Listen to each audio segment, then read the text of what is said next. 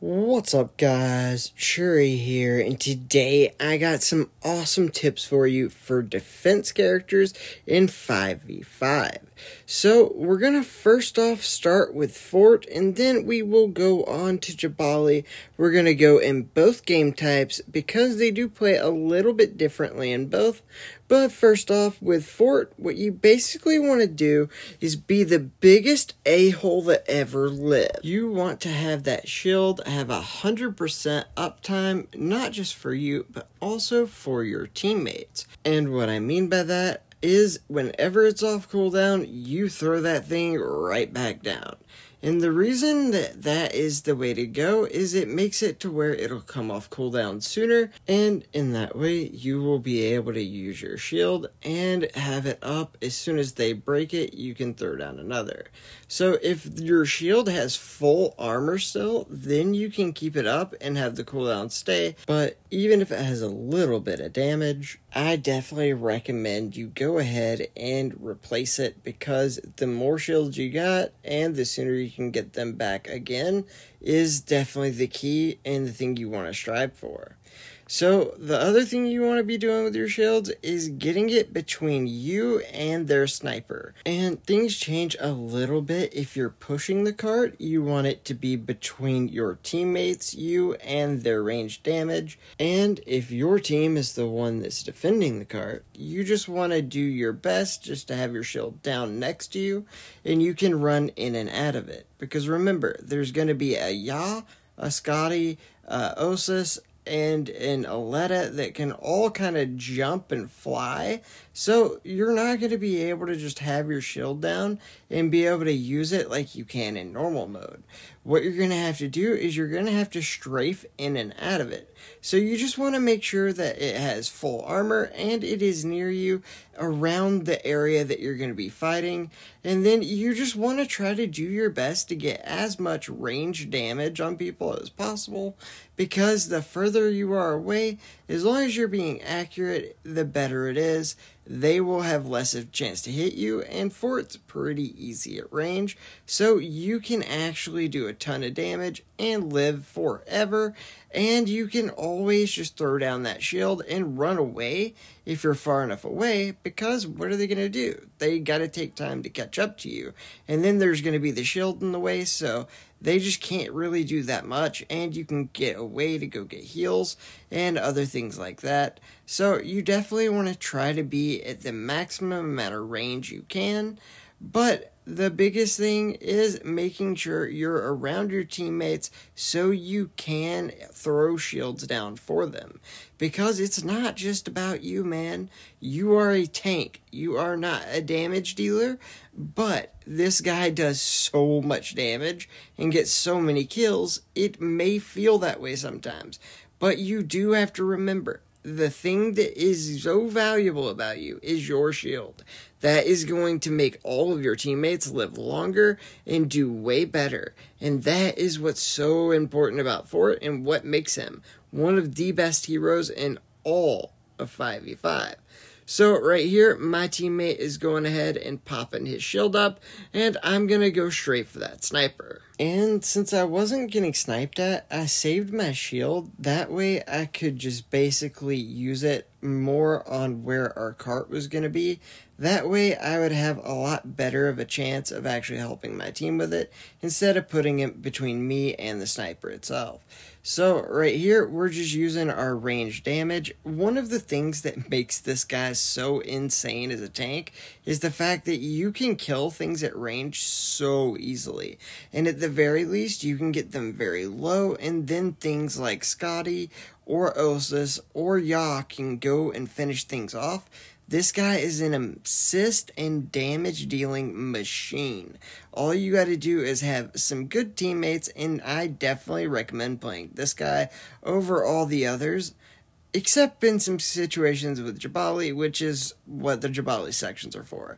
There is a way that Jabali is actually the best tank, but Like I said, it's in that section. But either way, what we're going to be doing here is just trying our best to pump out all that damage while having our shield next to us to strafe in and out of. Because like I said, everybody can jump around. As you can see, they're already behind us again. And I just need to be able to go in and out. It is not like it used to be, guys. I mean, for God's sake, even Christina can fly. So you're always going to need to just have that shield kind of right next to you and just be ready to strafe in and out of it, almost like it's a wall strafe, but you're just going in and out because you can shoot through it. But right here, we see that sniper up top, and we want to give ourselves and our team a little cover, so we drop our shield, and then we give some damage to him.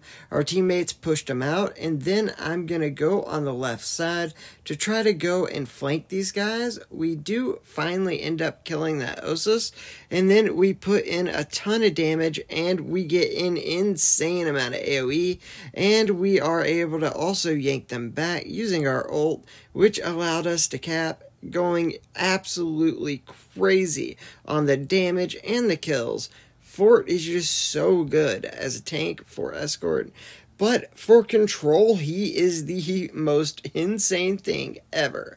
And I do want to qualify that. Fort is way better if you don't trust your teammates.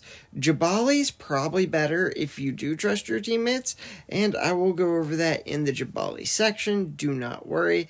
But for Fort, basically what you want to do is a little bit different than on Escort. You want to go in and throw your shield down, and you still want to use it and give it 100% uptime, but you want to make sure that you are putting it in a position that you are shielding your team from wherever their sniper is. So you want it to be in whichever side of the hill is open to where their sniper is, so you need to make sure you're looking.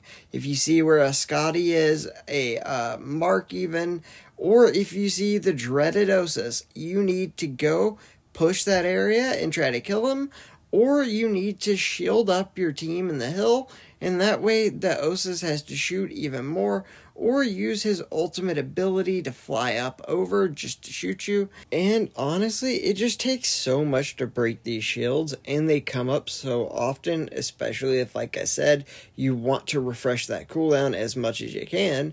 Then you are going to be able to have that thing up while they're shooting into it, and then when they get it down, they may get 1 or 2 shots off by the time you get it up again, but a lot of the times they won't get any shots off, and that neutralizes Osus, which is the most dangerous and best character in 5v5, so if you can do that, you are golden.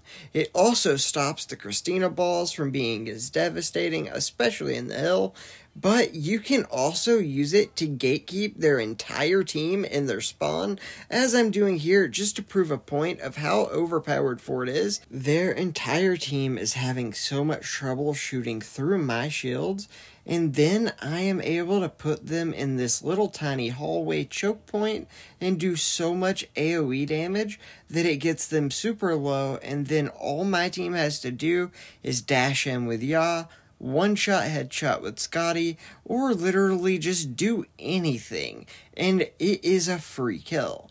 And that is basically why I think Fort is one of the best, especially if you need to help your teammates with the damage, and you don't trust them to do it themselves, and you kind of need to play a damage character while tanking. But it does take a little bit more effort and skill as well, because it's not just hitting your shield and then moving it around. You do have to place your shields, and that can be a little hard. What I do is whenever I want to place it, I look in the direction I want to place it, and then I point towards the ground, as you'll see often. That keeps me from throwing it too far out, and it keeps it a lot closer to where I'm actually at, and it tends to work a lot better if you aim down right before you throw it. Otherwise, you can end up throwing it like past the enemy and end up kind of killing yourself that way, which is really unfortunate. But either way, we were able to use the shield to screw over that Scotty and then kill his entire team with our Fort cannon, because like I said, it is so much damage. The biggest danger to Fort in tanking is people not realizing he's a tank. The most important thing you do is having that shield up. Your shield stopping that Osus and Scotty from doing whatever they want is what's going to make you win games. The damage and just insane output that Fort does, that's just gravy on top. But Jab is definitely the best if you have a good team. And this is because with Jabali, if you have a good team and you're playing Jabali well, you don't need the damage Fort has, but you still have quite a bit of it. The only difference is Jabali's gun now only has 4 bullets, and it shoots super up close and nothing else. You do have a special ability which allows you to shoot this little iceberg electricity thing out, and that will hit people from pretty far away for pretty good damage. But what does way more than that is if you are up really close to them and use your normal attack, that is an absurd amount. But I want to be clear, unlike with Fort, where you are trying to put out insane amounts of damage everywhere for your team, and then just using your shield when it comes up, on Jabali, you are trying to use your shield as much as humanly possible. You have 34,000 armor on your shield, and it does regenerate when you're out of combat. The thing is, you don't want to shield just so you can get close to them and then shoot them. You really want to be in a position where you are shielding some of your ranged guys, whether it be a Scotty, a Mark, even a Ya, or an Osus. You want to be there to be able to protect your guys from snipers and all other damage and get them to waste all their ammo into you, like 6 sniper shots that it takes to be able to try to break your shield, because guess what happens then? As soon as your teammates see an Osus hitting you with 6 100% shots, the Osus just dies because your teammates don't let that happen. So that's why what you want to do is just shield your teammates. If people get in too close, that's when you punish them. And that is when you can drop your shield, go ahead and just hit them when they're right next to you. It helps you a lot, especially if you have a healer like a chemist that can no longer heal themselves. You shield for them to keep them from taking damage, and then if people try to come up close to you to go kill them themselves, then you can just pull out your gun and you can go ahead, zap them pretty hard, and then the chemist can help kill them as well, which is also going to be healing you, which is nice. And it's just kind of like a little dream team duo. And then if you can get like a Scotty or a Mark to hang around with you as well, it's just an absolute nightmare to deal with. And then if you can just get a Ya to kind of roam around, and then have an Osus overwatch all 3 of you, it is just a really fun time and a really good comp. And it all comes down to the Jabali shielding. You keeping your shield up and not running around trying to kill people like I'm doing here allows you to have your shield up and block Osus shots from killing your teammates. Instead, I let my shield go down to try to kill people. I got killed by the Osus, and then he killed my whole team, and they took the hill. It's pretty brutal. But it was my mistake, and the biggest thing is, I learned from this game that, oh, okay, the way that you're actually supposed to play isn't just going around and killing people. It's literally put your shield up, help your team live, and then if people come in too close, which they kind of have to, just to try to get around your shield, then you can punish them with that damage, and your team will hopefully be able to help get them kills for you. But my downfall was me and Annie went in as a 2 into 5, so our teammates didn't really do that much. So I had to end up starting to kill people, but it made it really, really good to point out the different ranges and what the new special ability does. So I actually like it, and it kind of was a good thing. But either way, you want to be doing more of the shielding, less of the damaging, like I've said, and hopefully your teammates will be a little bit better. And also, if you do end up feeling that you're having to do way too much, just go for it, because that one can do a lot more damage. As you can see, our teammates didn't really have that much damage or kills, but my amazing wife was the best healer that ever lived, and she kept us up so we could improvise, showing you the new Jabali damage range and exactly how things go. But here I have Sedox, T3 God, and some of my other exclusive friends to help you kind of see what you should be able to do, and that you don't really have to do all that damagey stuff. You literally just want to go ahead, use your shield, help your team kind of stay alive. Right here, that's all we're doing. Our teammates end up killing everybody for me, and then all we got to do is pop out our shield and do a little damage whenever they start to touch us. And for escort, that's pretty much the rule of thumb. If they're touching your shield, just drop it and go ahead and kill them. And then, if they aren't touching your shield, then you should put your shield back up. And it's literally just that simple. And as you saw there, that's exactly what we did. I did kind of rush the Osus like a madman because I'm a crazy person, but I did smarten up and put my shield back up. And it did work, because he shot that and then he got killed by my amazing teammates. And this is why I think this is definitely the better of the two tanks, because this shield is so good. It's absolutely absurd how hard it is to do 34,000 damage. Because then that just means the shield broke. You haven't actually killed anyone yet. So it is definitely going to be better for your team if they have that buffer of 34,000 before they even have to worry about heals, dodging line of sight, or doing anything other than just straight up killing people. Then you are going to win so many more games. So right here, what we're doing is we are just distracting this Victor. My teammates went in and did all the work and got him down. Right here, we are chasing this guy pretty hard, but luckily we are able to go ahead and get that kill. And we're always going to be going back to our cart and putting that shield up as much as possible on defense, because it helps our teammates be able to kill any oncoming attackers. And most importantly, if you're on that cart, that means they aren't pushing it, which is the whole point of defense, is to give yourself as much time to win on offense as possible. Right there, we did end up having a little bit of shields in front of us, and they had some smoke from Osus, so I went ahead and used my ultimate, killed a couple people, and then I ran into their base, because, I mean, we had already basically won, and I did end up killing the Scotty that killed me with my second ability, and it was just a really cool thing where we decided, you know what, it's the end of the game, might as well go try to get some kills. But please pay attention to what I do here and try to understand what I'm talking about. So right here, I can chase these guys and kill them and get all of the damage, get all the kills and all of the stats. But instead of doing that, what I do is I go back to the cart and put up my shield. And the reason I do that is there is no amount of damage that I can actually do that will give me more of an impact on the map than making sure that all of my damage characters are staying alive here, and my healer too.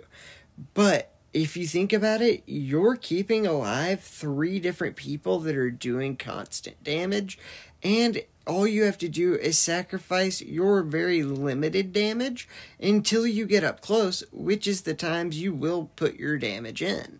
And as you can see, I just killed an entire team right there with it.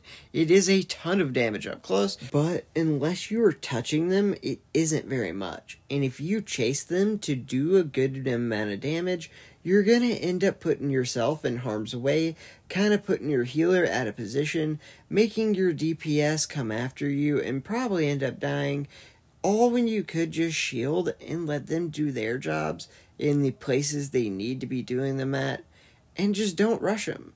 Let them come to you. If you end up having them touch your shield, just drop the shield, kill them really fast. And if you get carried away like I just did, and then you kind of overstep your mark, your team's not there with you anymore, just try to drag them back onto your side, just like this, and you can kind of get their team to be the ones in the bad position. Kind of run them into traps. Or you can disregard all of the fundamentals and then just be a savage and just be like, you know what, I don't even need a damage character. And hey, sometimes you're gonna be in that position like I am right now, and I have to go around. I have to get these kills because my team's not doing enough damage to actually get them.